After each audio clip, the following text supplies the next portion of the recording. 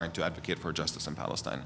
Thank you so much, Ahmad. So I'm going to ask Nizar actually this question because he used to work at the PLO mission, and you know, it seems like there's sometimes a disconnect between Palestinian activists here in the United States and between what the actual Palestinian Authority and the PLO, which is now generally one entity, or has become one entity, and what they want. It seems like a lot of the groups, for example, are asking me, well, what does the PLO, like, why aren't we getting guidance from them on the strategy? What can we do to help the Palestinians? And they never really get an answer. So we know that they are not advocating for the one-state solution, but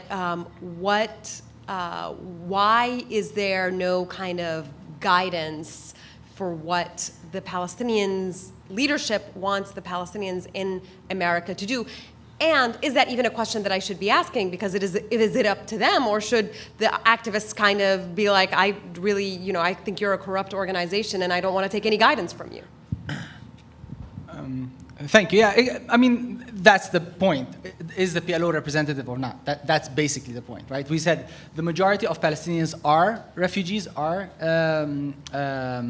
in a sense, not necessarily invested in a two-state solution because they have more to lose, let's say. But that's not necessarily so. Like Abu Mazen himself is from Safad, which is in the Galilee, and he himself said that I would like to visit Safad, but I'm happy to have a two-state solution where I will have visitation rights to Safad, but I don't want to go live there, right? So he was trying to embody that narrative of the two states. And building on what Omar said, I think that's really critical. Like the narratives have more to do with the strategies, right? So it was unfathomable in the 70s to talk about the two-state solution. It was treacherous. You were a traitor if you talked about the two-state solution. And kind of similar to your father, I met this guy in Jerusalem whose father was talking about the two-state solution in Jerusalem back in the 60s and 70s, and he was ostracized and treated as a traitor. And then he said, like, it was in the 90s when I was speaking to him, it's like he turned out to be right.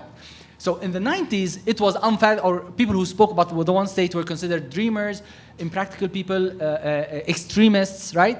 And now people who in the 2000s talk about the two-state solution, they are considered as impractical and you know, naive, what have you. So it is about the strategy, and part of that strategy also has to do with another level, which is where is the weight of Palestinian political the political polity, right? So from 48 till 94, or arguably 88, which is the Intifada, the center of gravity of Palestinian politics was outside of Palestine, and it was by refugees. And ergo, the refugee issue was front and center.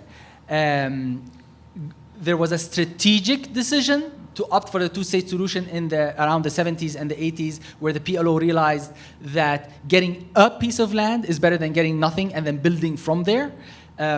So the shift to the two-state solution took a decade, and the Intifada was leveraged for that purpose. And then once the Palestinian polity became inside of Palestine, and that was the argument for the huge concessions, which arguably part of the schism in the Palestinian society was over Oslo, that Oslo gave too much to the Israelis. The argument from the Arafat camp was that that is a price worth paying just to physically be in Palestine and not be at the mercy of Arab regimes who kick us out and put us at a much more vulnerable position, right?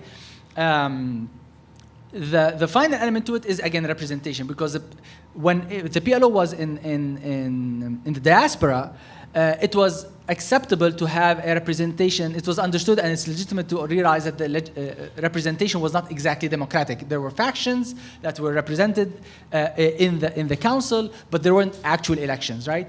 Now, when strategic decisions about the future of Palestine and Palestinians is being decided by the people in the West Bank and the Gaza Strip, a lot of Palestinians are arguing that that's actually not fair. You do not have a right as a West Banker or a Gazan to decide my right as a Palestinian who's from Akka, who's living in Dubai or in the United States.